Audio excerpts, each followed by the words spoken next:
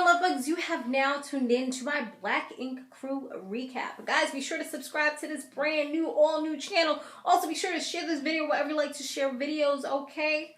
Alright, so let's go ahead and get into this recap. A female, she comes into the tattoo shop to get a tattoo by O. And O is kind of, you know, these are one of those moments where they do tattoos and they kind of reflect and they show that this show is just not about the ratchet. It's also about learning and growing. And it has a moral, you know? So that's exactly what happens. She has a lot of Egyptian stuff, so that's what she's going to be getting, a nice little Egyptian tattoo right there.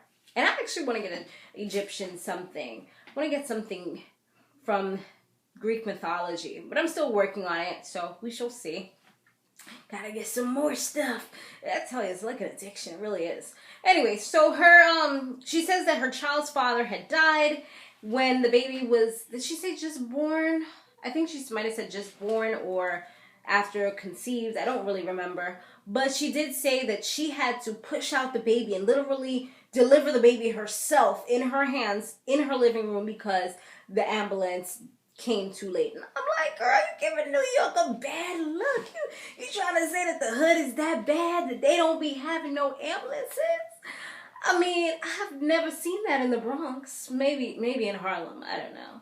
Anyways, so now Anya, she's having her baby. It's that time. And O is just dedicated to being there. He feels like he's gotten a second chance because he wasn't really there for some of the other kids for their birth and stuff like that. So he's definitely happy to be able to do this. And it was crazy because there was one point where they were all in the shop and Ted, he was saying something about, oh, are you going to get a DNA test? And, you know, it's just, there's a time and place for everything. And I don't think that was the right time for him to say something like that. Regardless of him trying to be like a comedian or whatever, I feel like he should have been doing some work and not messing with O. Because at the end of the day, O has so many issues and I feel like things really get to him, which is why he's going out, venturing out in alcohol and coke and all kind of foolishness. So anyways, he was like, nah, that's my lady and I'm not going to question her. He's like, there's no way that anything could have happened. He's like, I wouldn't put a ring on her finger if I didn't think that she was pretty much, you know, loyal to him and stuff like that. Like, he's like, nah, I wouldn't even do that. So Sky and Duchess, they're getting ready to go to Paris. And she tells Caesar that he should fly out and come to Paris and he should profess his love to Duchess. But he's just like, he don't chase no females. So I don't think that's going to happen. It's slow for that. Sky, she goes to get her passport and she has access denied because she owes the state restitution because she was on the run for a while. And she owes them almost $100,000 from what she said. So now it is just going to be Duchess, what's her name? Sassy and Kwani that are going to be going. So Duchess is like so annoyed because, you know, Sky's a turn-up girl. I would want her to go too. Like, let's go. She's the one that kind of pushes you to want to have a good time. Like, I feel like if something was like super boring, she would be the person to kind of just uplift everything and just make you want to have fun. Like, regardless, like we could be sitting in a room with nothing but pots and pans and she'll find some little spoon and we'll be hitting the pots and pans and just having a freaking blast, you know? Like one of those people that find fun out of nothing. So now Caesar, he did a really good job at fixing up Black Ink. It is like amazing. Well, let's not get carried away here. It's pretty darn good. They even got a pull-out couch. So if you wasted after the turn-up time, then you can just go ahead and go to sleep right there in Black Ink. Isn't that awesome? Yes, it is. He got a nice little thrift shop couch. And, I mean, thrift shop be having some good stuff. I never bought any furniture or anything, but I've always wanted to buy, I mean, I act like I've been to the thrift shop. I haven't even been to a thrift shop, but I always see people with like these amazing outfits that they came up with going to thrift shops. I've been saying like I need to go to thrift shops and start, you know, getting my outfits on because they be having some really awesome stuff. All right, so Kwani and Duchess, when they get to Paris, Duchess, she's sick and she's just sleeping in bed for a little bit. the next day is when Sassy arrives, and she was like, why is it that Dutch, and you know, I was feeling this too, because she was like, why didn't Duchess come down to greet her? She's like, she feels like she's acting divalicious, and she's just acting like that, and doesn't want to come down. And I'm like, you know, in my head, I'm sitting here watching the show, and I'm just like, Sassy, you're being very inconsiderate, because she is really sick. Like, she was coughing, she looked like she got some kind of flu going down and all that. Why are you saying that?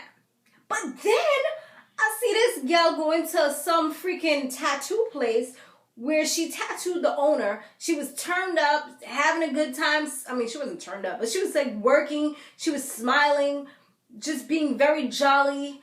And then when she goes to see them later on in the day, she's back to being sulky and just like she has the flu again. So I'm like, nah, doggy, you tricked me. You good, girl. You good, Duchess.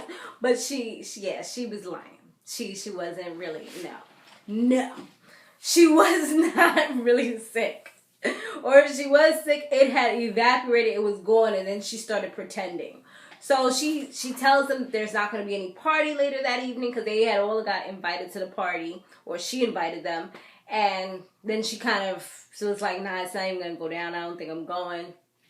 And she tells Sassy that she shouldn't even came. And I'm like, yo, Sassy's real nice, because somebody's talking to me like that, I don't think I would have been able to handle it as nicely as Sassy was able to.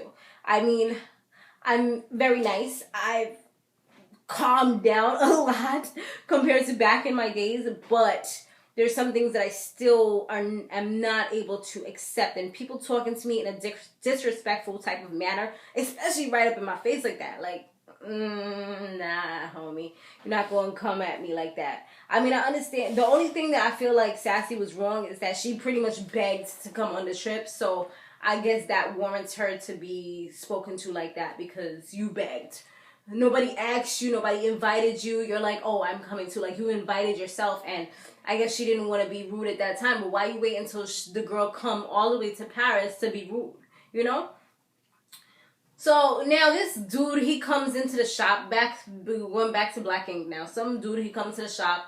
I think he was a boxer. And the reason I wasn't going to talk about him, but then when I heard his story, I was like, I gotta say it. So he gets his tattoo. It's like the koi fish, because, you know, Pisces, we got the koi fish. And he has one of them, and he turned into a dragon. So it's a dragon and a koi fish. The thing about it, he's like, you know, I'm real calm, peaceful, and all that. But the other side of me is, it pretty much gets crazy. I was like, yo, my brother, we right here. That is a great idea. Like, that was a hot tattoo, because I like things that have meaning and have concepts behind it and have a story. I like that. You know, I don't be wanting to tell people my story all the time. They be asking about my tattoos, but of course it has a story behind it. So yeah, that was pretty cool. So I did want to mention that. Shout out to the Pisces in the building. Woo, woo. Okay, so now Duchess, when she did so back to the shop with the ladies, she did a tattoo for them called Mama Love. And then later on, like I was saying, she goes to the party, and then to her surprise, Kwani and Sassy, they arrive. They show up. So she sees them. She's pissed off that they didn't even greet her, say anything to her, and she's the one that they actually know. But they're like out there mingling and stuff with people that are there for her. So she's like annoyed by that, and she ends up walking out of the place. And she just wants to be left alone. So I don't know. She was just acting like super divalicious, and really, like, I felt like it was unprofessional. Like, you go somewhere, they invited you to this place or whatever. I don't know if they have any connection to the shoot that she's supposed to be doing, but I just felt like it was kind of disrespectful for her to leave early just because her friends were there. She's talking about, oh, I told you that I didn't want you there. And another thing on top of that really got me annoyed with her was that at the end of the day, she did invite Kwani. But then, like, in the sidelines, in the commentary, she's saying how both of them is not coming. She's not even going. Why would you not invite Kwani to come with you? You're going to just leave her in the house when you're the one that initially invited her in the first place. If you got to say what you got to say to Sassy and tell her you don't want her coming, that's a whole different story. But it's almost like she feels like she's too good, and she doesn't want Kwani to be in the same vicinity as her because of maybe how she dresses or how she acts or whatever. That's the kind of vibe that I was getting. So that's how that was going. So yeah, it pretty much ends off with her leaving to go, I guess, back to the hotel because she was vexed about about them having a good time and coming to the event that she told them it wasn't going to even be going down, but they still came anyway. That's what I would have did. I would still came anyway. Because, like, you know, at the end of the day, especially with Kwani, like I said, she invited her. Why are you going to leave her in the house if you said for her to come? Why can't she experience all that Patty's friends has to offer, you know? Alright guys, let me know what you thought about this episode down below. Be sure to stay fabulous, live free, and soar limitless. I'll see you in the next one. Laters.